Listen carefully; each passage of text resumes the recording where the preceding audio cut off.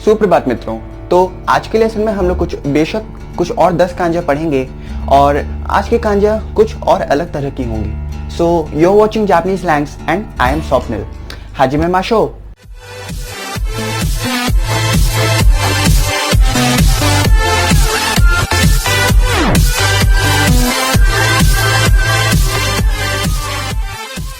तो सबसे पहले अब हम लोग कर लेते हैं पिछले लेसन को रिवाइज। तो सबसे पहले हम लोग पढ़ते हैं इची की कांजी। तो ये है इची या फिर इत्सु और इसका कुन्योमी है हितोत्सु। ये है फुतात्सु और नी। फिर मित्सु सेन, योत्सु योन यो या शी, इत्सु या गो मीन्स 5। फिर मोत्सु या रोकु और यहाँ पर है आपका नानात्सु और शिची, यात्सु हाची, कोकोनोत्सु या फिर क्यू या कु। और ये है आपका तो या जू या जित्सु। जो आज की जो पहली कांजी है वो है 100 की कांजी। तो आज की जो पहले कुछ 3 कांजियां होंगी वो भी नंबर्स के ऊपर आधारित होगी जो हम लोगों ने पिछले लेसन में पढ़ा था। तो चलिए देखते हैं।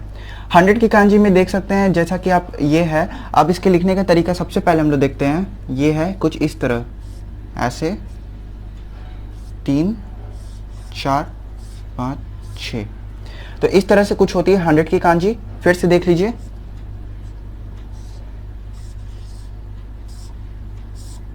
इसके बाद यहाँ पे जो ओनियोमी है वो होता है यहाँ पर ह्याकु, यहाँ पे है ब्याकु या फिर प्याकु।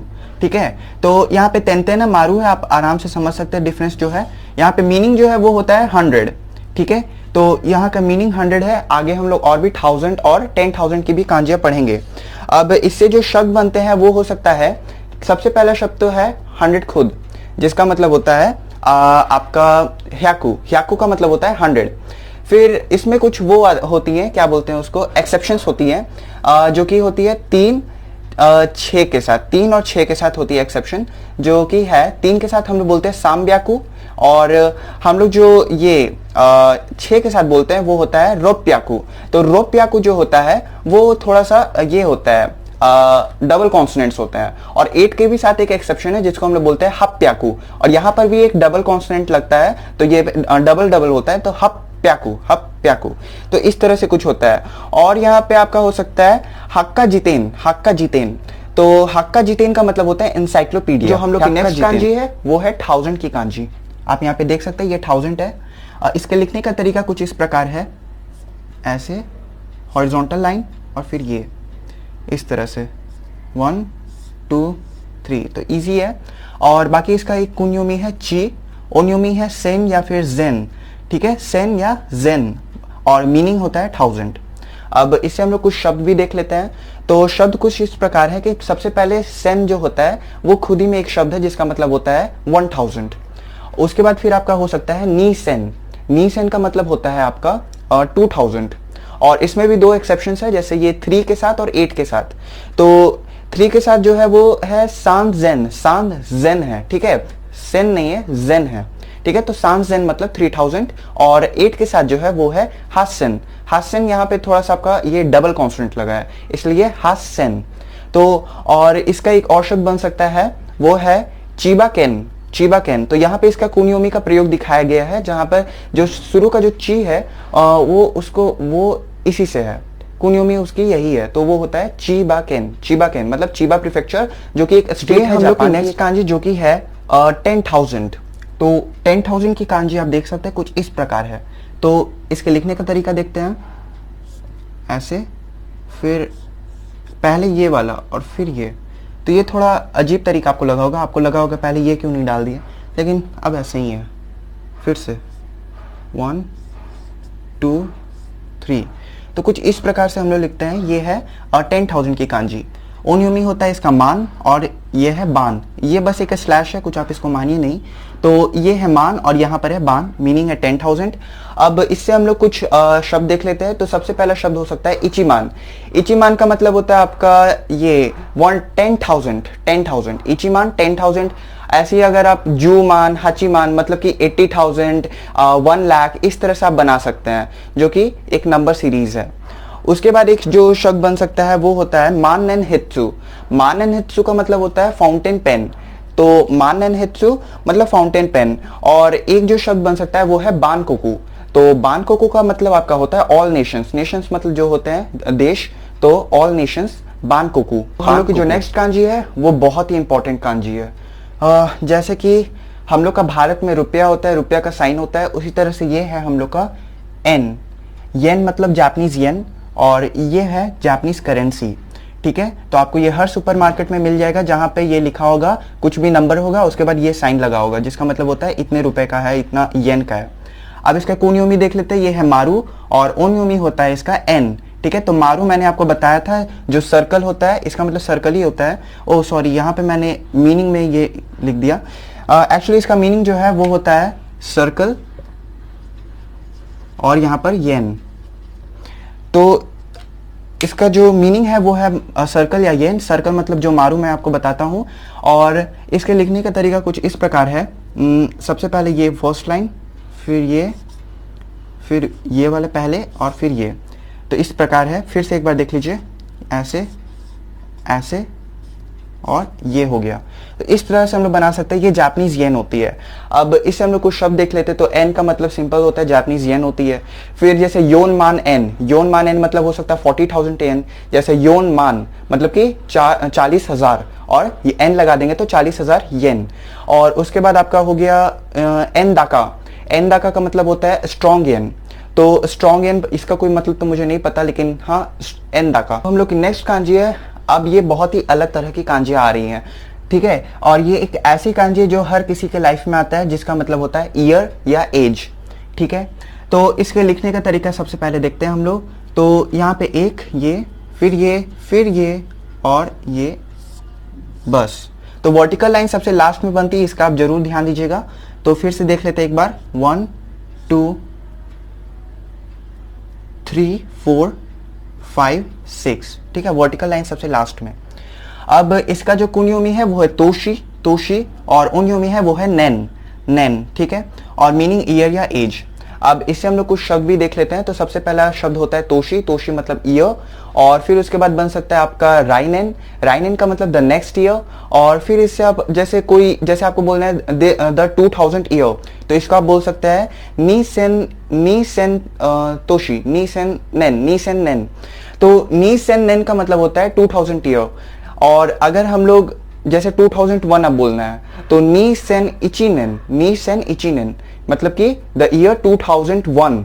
ठीक है, तो इस तरह से हम लोग कुछ बना सकते हैं, ईयर्स हम लोग बोल सकते हैं। और इसका बाद में एक और शब्द हो सकता है जो कि बहुत इंपॉर्टेंट है, जिसका मतलब होता है नैन किन। इसका मतलब होता है पेंशन। ठीक है, तो नैन किन का मतलब होता है पेंशन। तो जो हम लोग की नेक्स्ट कांजी है वो है ऊपर की कांजी। तो अब यहां से जो कांजी आएंगी वो थोड़ी डायरेक्शन बताएंगी, ऊपर, नीचे और बीच में, इस तरह से कुछ बताएंगी। तो चलिए देखते हैं। इसके लिखने का तरीका कुछ इस प्रकार है, इस तरह से, बहुत ही सिंपल तरीका है। और इसकी कुनियोमी है आगारू और उए, या फिर ओनियोमी हो सकती है जो। यहाँ पे ये यो है, इसका आप ध्यान रखिएगा। तो ये हो गई जो। अब मीनिंग है इसका अबव या अप। ठीक है, अब हम लोग का इससे जो शब्द बनते हैं वो कुछ इस प्रकार हो सकते हैं। जैसे उए का मतलब होता है अप। ठीक है, और फिर उसके बाद शब्द बन सकते हैं आगारू का मतलब टू गो अप। तो ये रू वर्ब है, इचिदान वर्ब है। तो ये एक तरह का वर्ब है जिसमें हम लोग ऊपर जाना है, ऊपर नहीं, ऊपर जाना। अब इससे और एक बन सकता है सुई जो सुकी। तो सुई जो सुकी मतलब कि वाटर स्कीइंग। ठीक है, वाटर पे जो भी है स्की करना। ठीक है, और जो इसका जो लास्ट शब्द है वो कुछ इस प्रकार है उवागी। तो उवागी यहाँ पर कुछ एक्सेप्शन है। ठीक है, यहाँ पे जो उवा है वो इससे लिया गया है, और गी तो एक अलग ही कांजी है। तो उवागी मतलब जैकेट, जो हम लोग विंटर में पहनते हैं। हम लोग की नेक्स्ट कांजी है वो है नीचे की कांजी। तो नीचे की कांजी बहुत कॉन्ट्रास्ट है, देख सकते हैं ये नीचे की तरफ पॉइंट कर रहा है, तो बहुत सिंपल है। इसका जो लिखने का तरीका है वो कुछ इस प्रकार है, 1 2 3 1 2 3। तो बहुत ही सिंपल तरीका है। अब इसकी कुनियोमी है वो है शिता सागारू। ओनियोमी है यहाँ पे का या गे। तो का थोड़ा कम यूज होता है, लेकिन का। और मीनिंग है अंडर। अब इससे हम लोग कुछ शब्द देख लेते हैं। तो सबसे पहला शब्द हो सकता है शीता। शीता का मतलब होता है आपका अंडर या डाउन, और इससे और शब्द बन सकते हैं जैसे जोगे। तो जोगे का मतलब होता है up and down, up and down.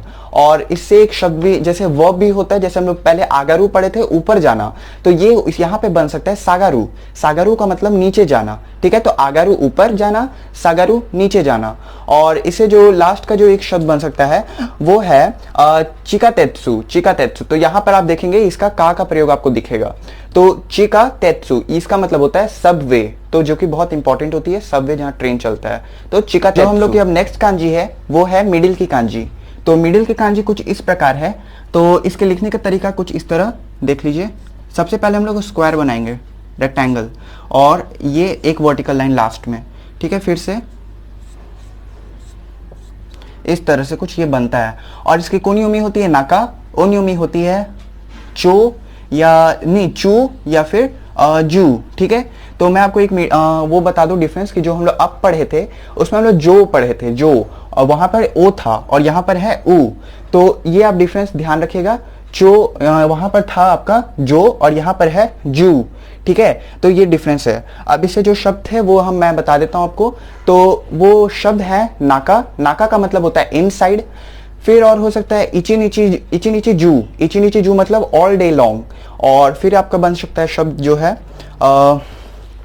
चुगाकू। चुगाकू means junior high school. तो चू का मतलब होता है मिडिल, तो मिडिल स्कूल जैसे हम लोग बोल सकते हैं, इसका मतलब होता है चुगाकू मतलब जूनियर हाई स्कूल। और चूशिन, चूशिन का मतलब होता है आपका सेंटर, कोई भी जगह का सेंटर को हम लोग बोलते हैं। जो हम लोग की नेक्स्ट कांजी है वो है हाफ की कांजी। तो यहाँ पर है ये हाफ की कांजी। तो इसका कोई कोनियोमी नहीं है, ओनियोमी होती है हान। तो आप देख सकते हैं ये हान है, मीनिंग होता है हाफ।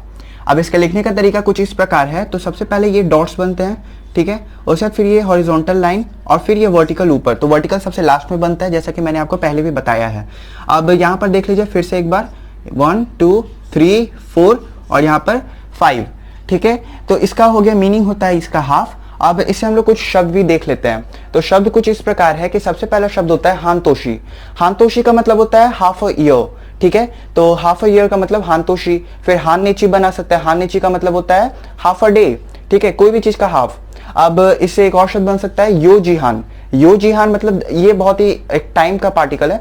तो यो जिहान, यो का मतलब होता है 4, जी का मतलब होता है टाइम, और हान मतलब कि उसमें आधा घंटा और ऐड कर दी, यानी ये 4:30, ठीक है। 4:30 को हम लोग बोलते हैं यो जिहान। तो मैंने आपको तोड़ के अच्छे से बता दिया। और इससे एक और शब्द बन सकता है हानबुन। तो हानबुन का मतलब सिंपल हाफ होता है। तो ये हानबुन, सिंपल हान बस नहीं लिखते हम लोग, हान बुन लिखते हैं अगर हाफ। जो आज की लास्ट कांजी है वो एक बहुत ही इंपॉर्टेंट कांजी है, जिसको आप बिल्कुल स्टार मार्क लगा के रखिएगा, ठीक है। तो ये कांजी की बहुत सारी मीनिंग्स आप देख सकते हैं, लेकिन हम लोग इसको बहुत सिंपल वे में देखते हैं।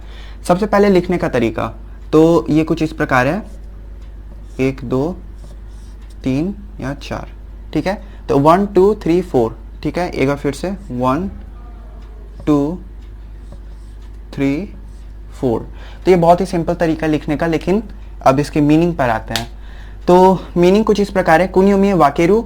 वाकेरू का मतलब तो ऐसे डिवाइड होता है। वाकारू, यहाँ पे वाकारू लिखा है, तो इसका मतलब होता है अंडरस्टैंड। और यहाँ पर है बुन। बुन का मतलब अच्छा, हाँ ये तो ओनियोमी है। तो बुन, फुन, और यहाँ पर 1 मिनट, यहाँ पर एक मारू लगा होगा जिसका मतलब होता है पुन, ठीक है। तो बुन फुन पुन, ठीक है, इस तरह से कुछ। तो ये सब बहुत सिंपल है, एक ही साइन है, बस उसमें तेन मारू और ये सिंगल। अब यहाँ पे मीनिंग देख लेते हैं। मीनिंग है डिवाइड, अंडरस्टैंड या मिनट, ठीक है। तो 3 मीनिंग है। तो अब मैं बताता हूँ इससे शब्द क्या बन सकते हैं। तो शब्द इस प्रकार है कि सबसे पहला शब्द होगा वाकेरू। वाकेरू मतलब टू डिवाइड। अब ये एक शब्द नहीं, एक वर्ब है, ठीक है, क्रिया। वाकारू होता है मतलब टू अंडरस्टैंड। वाकारू भी एक वर्ब है, ठीक है। और वाकारू जैसे कि आप, अगर कोई आपको बोलता है कि क्या आप समझे, या फिर कुछ वो क्लैरिफिकेशन करना चाहता है कि आप समझ गए हैं, तो आप ऐसे बोल सकते हैं या वाकारी मास। और अगर आप नहीं समझे तो आप बोल सकते हैं वाकारी मासेन, ठीक है। तो ये इस तरह से हम लोग इसका यूज भी कर सकते हैं। उसके बाद आपका ये शब्द हो सकता है जुप्पुन। जुप्पुन, जुप्पुन कोई शब्द नहीं है एक्चुअली, ये इसका मतलब होता है 10 मिनट्स। 10 मिनट्स, कोई भी मिनट को बोलने के लिए यहाँ पे अब ये टाइम में अब मैं आपको बताऊंगा, इसमें कुछ कंट्रोवर्सी, कुछ अलग अलग चीजें होती है। तो यहाँ पे हम लोग जुप्पुन लिखते हैं, इसका मतलब होता है 10 मिनट्स। इसके बाद आता है आपका जुबुन, जुबुन। तो ये आपने, मुझे याद होगा मैंने ये से आपको सेकंड लेसन जो था उसका जो लास्ट था 10 की कांजी, तो 10 की कांजी और ये वाली कांजी मिला के बनता है जुबुन, ठीक है। तो जुबुन का मतलब होता है एनफ। अब मैं आपको बता देता हूँ एक चीज, यहाँ पे देखिए, यहाँ पे जू है, फिर उसके बाद जो हम लोग मिडिल पढ़े थे उसमें भी जू था, ठीक है, और फिर जो हम लोग ये ऊपर की कांजी पढ़े थे उसमें जो था।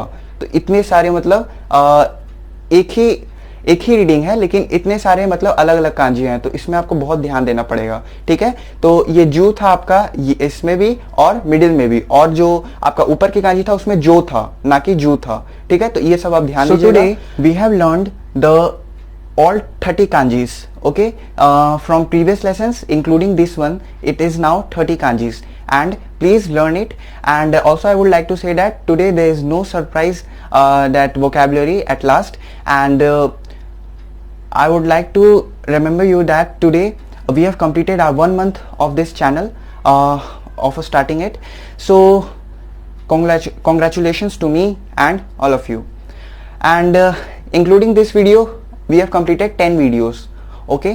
So next we would cover the next lesson of this kanji, and we will learn some more kanjis which are very important nouns. So till then, stay tuned and best of luck. Thank you.